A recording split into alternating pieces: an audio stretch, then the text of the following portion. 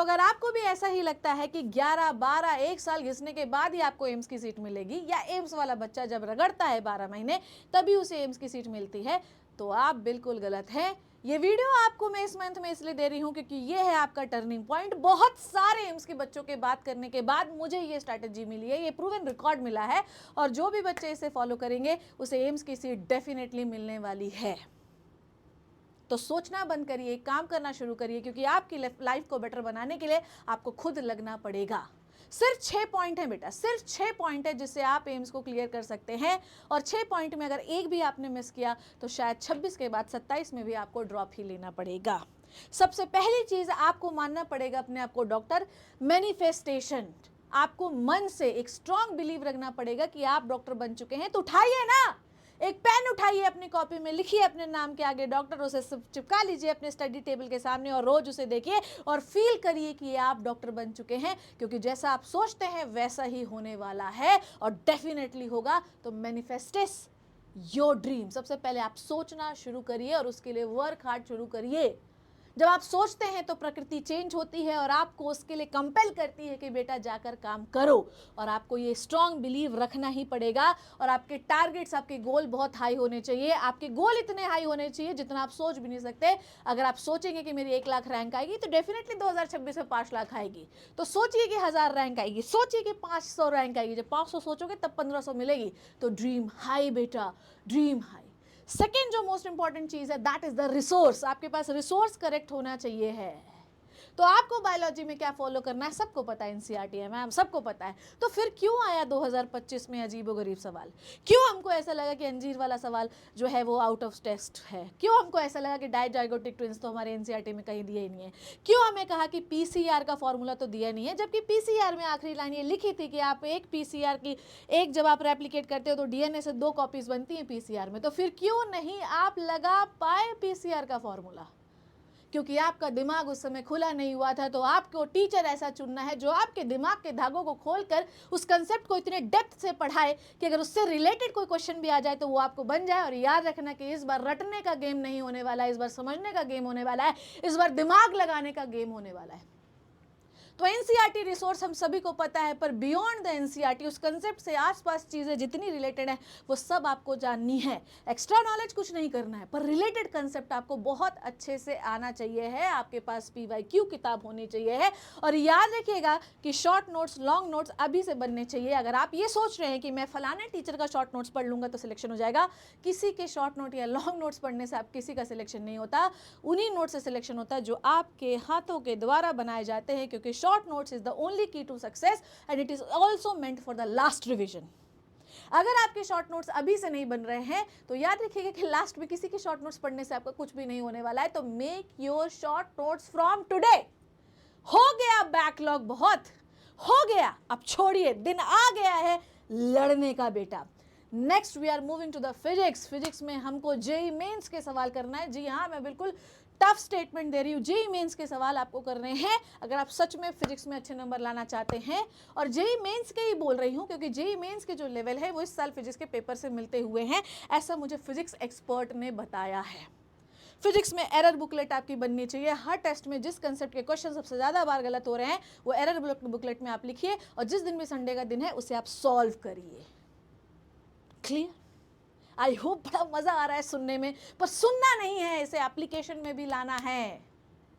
आपके पास एक फॉर्मूला बुकलेट होनी चाहिए हर चैप्टर का। जब भी आप कोई पार्ट वाइज टेस्ट दे रहे हैं तो याद रखिएगा कि फॉर्मूला बुकलेट और एरर बुकलेट को एक बार आपको देखना है कि किस कंसेप्ट में आप गलती करते हो, एक बार उसको रिवाइज करते हुए आपको टेस्ट देना है।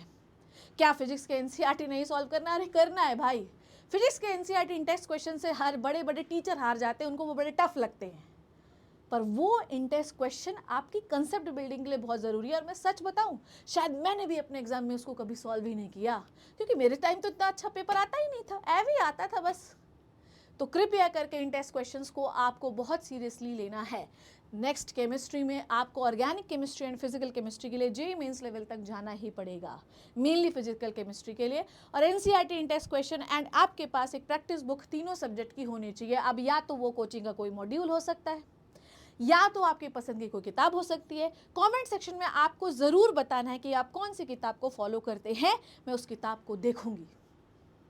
मैं खरीदूंगी, मैं कमेंट में बताऊंगी कि ये किताब फॉलो करनी चाहिए नहीं करनी चाहिए, साइड में लगी हुई किताबें मैं देखूंगी कि क्या आप लोग वही किताब पढ़ रहे हैं, क्या अच्छी किताब है।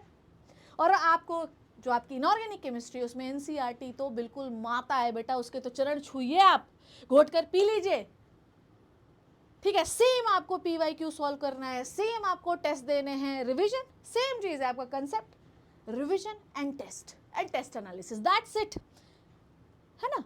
पर फिर मैम ये तो सबको पता है, भाई ये मुझे पता है, तुम्हें पता, पूरी दुनिया को पता, शर्मा जी की औलाद सबको पता है ना, फिर क्या डिफरेंस है, क्यों कोई एम्स पहुंच जाता है और हम नहीं पहुंच पाते। That is the management consistency and the dedication. आप कंसिस्टेंसी से किसी राजा को रंग से राजा बना सकते हैं, कंसिस्टेंसी से अगर आपकी नहीं है तो आप राजा से रंग भी बन सकते हैं। So dedication, management and the consistency आपको रोज उसी शिद्दत से फॉलो करनी है। आपका बैकलॉग क्यों हुआ, कभी सोचा अपने मन से? क्योंकि किसी दिन आप बर्थडे में चले गए, किसी दिन आप बीमार पड़ गए, किसी दिन आपको सूसू, किसी दिन आपको पॉटी, ब्ला ब्ला ब्ला, सो मेनी एक्सक्यूजेस है आपके पास। डेडिकेशन, मैनेजमेंट, यही तो है आपकी की टू सक्सेस। और जो बच्चा अब 8 महीने तक ये करेगा, 2026 में शायद उसके पास समय हो तो इस वीडियो के नीचे आके कमेंट करेगा कि मैम मैं तो सिलेक्ट हो गया। कंसिस्टेंसी, पढ़ाई एक आदत की तरह होनी चाहिए और वो आपके ब्लड में घुली होनी चाहिए। ब्रश नहीं करते हो तो कैसा महसूस होता है बताओ? ब्रश नहीं करते तो कैसा महसूस होता है? गंदा महसूस होता है। तो पढ़ते नहीं हो तो क्यों अच्छा महसूस होता है? उससे भी गंदा महसूस होना चाहिए। खाना नहीं खाते तो पेट में गुड़गुड़ाहट होती, नहीं पढ़ने पर क्या सिम्टम है? कोई नहीं, क्योंकि वो तुम्हें पसंद ही नहीं है, वो आदत ही नहीं है। Make your studies habit, still time, still we make our habit. हम अपनी स्टडीज की हैबिट बना सकते हैं बेटा। So third important, dedication, management and the consistency. और यही फर्क है एक नॉर्मल बच्चे और एक टॉपर बच्चे में, एक एवरेज बच्चे, एक टॉपर बच्चे में, एक नॉर्मल एस्पिरेंट में और एक एम्स के एस्पिरेंट में। और आप डेवलप कर सकते हैं, स्टिल यू हैव टाइम बेटा, स्टिल यू हैव टाइम। पर हमारा टाइम जो है वो किस चीज में जाता है? मोबाइल में। इसमें प्लीज डोंट डू दिस यार, ठीक है। कुछ सपने ने अपने माँ बाप के लिए, अपने लिए देखो, मत सोचो कि लोग क्या कहेंगे। कुछ तो लोग खाएंगे, लोगों का काम कहना है, पर जिस दिन हम क्लियर हो गए उनके मुंह पे एक लंबा चाटा पड़ेगा। सोचते क्यों नहीं उस चीज पे यार? सोचो सोचो, ठीक है। Okay, next point will move, revision. Mobile को अगर आप चार्ज नहीं करेंगे तो मोबाइल में कितना भी नॉलेज भरा हो वो किसी काम का नहीं है। तो रिवीजन इज द चार्जिंग। आपको हर बार जो है अपने टॉपिक्स को रिवाइज करते जाना है अपने वीकेंड्स पे। वीकेंड्स बने इसलिए होते हैं, वीकेंड्स रेस्ट के लिए नहीं होते, वीकेंड मैकडॉनल्ड्स पे जाने के लिए होते, वीकेंड्स होते हैं रिवीजन के लिए, बैकलॉग क्लियरिंग के लिए। अगर उस दिन भी आपकी क्लास है, छोड़ दीजिए क्लास, 2x पे क्लास देखिए, रिवीजन करिए। तो this is the charging of your phone. Okay, I hope revision से आपको मिलेगी स्पीड। आपको समझना पड़ेगा कि नीट और एक जेईई एस्पिरेंट के बीच में क्या फर्क होता है। जेईई एस्पिरेंट बड़ी मेहनत करता है, उसका पेपर बहुत टफ आता है, ब्ला ब्ला ब्ला, सो मेनी थिंग्स। पर आप सोचिए कि जब वो इंजीनियर बन जाए और किसी पुल को बनाएगा, तो अगर मान लीजिए पुल जो है वो बोले कि इसका मॉडल ठीक नहीं, इसको हमें ठीक करना है, वो तुरंत ठीक नहीं कर सकता, 2 दिन बाद पढ़ लिख के जाएगा और शायद उसको ठीक करने की कोशिश करेगा। पर आप सोचिए कि अगर आपका पेशेंट डेथ बेड पे पड़ा हुआ है और वो ये सोच रहा है कि वो ठीक हो जाए आपके जाए बिना, तो क्या ये पॉसिबल है? नहीं। और आप ये सोच लीजिए कि आपके जाए बिना वो ठीक हो जाए, नहीं, आपको जाना ही पड़ेगा, आपको स्पीड डिसीजन देना ही पड़ेगा, आपको ऑपरेशन जल्दी करना ही पड़ेगा, नहीं तो पेशेंट मर जाएगा। दैट इज वाई आपको 180 सवाल 3 घंटे में करने होते हैं, जिसमें एक्यूरेसी, कंसिस्टेंसी, टाइम मैनेजमेंट सब कुछ होना चाहिए। इसलिए नीट का पेपर जो है इतना बड़ा और इतने कम समय में कराया जा रहा है बेटा, ताकि हम ऐसे डॉक्टर बनाएं जो सच में पेशेंट की जान ना लेने वाले हों, बल्कि उन्हें जीवन दान देने वाले हों। ये है। और ये कैसे होगा बेटा? That is revision. और कैसे एक्यूरेसी होगी? That is test. टेस्ट कितने टेस्ट दें मैम? 100 से भी ज्यादा, 100 से भी ज्यादा। अगर आज आपने नहीं दिया है तो आपको 100 से भी ज्यादा टेस्ट देने हैं। समझ में आई बात? 100 से भी ज्यादा टेस्ट देने हैं अगर आपने अभी भी नहीं दिए हैं तो सिर्फ यही है, सिर्फ यही है एम्स को निकालने के लिए बेटा। मैं हूं, तुम हो, हम लोग, सब लोग मिलकर कर सकते हैं।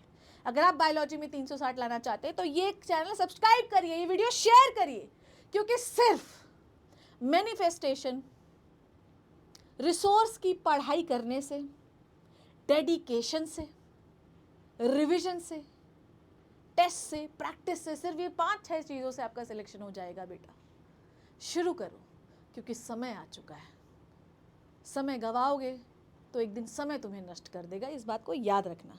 कमेंट सेक्शन के नीचे लिखिए कि क्या आप नीट रेडी हैं। #नीट की कसम लिखिए कमेंट के नीचे। कौन सा रिसोर्स आप फॉलो करते हैं लिखिए, कौन सी किताबें आप फॉलो करते हैं लिखिए। मैं हर बच्चे को रिप्लाई दूंगी, गारंटी है मेरी। थैंक यू सो मच बच्चे, all the best and take care.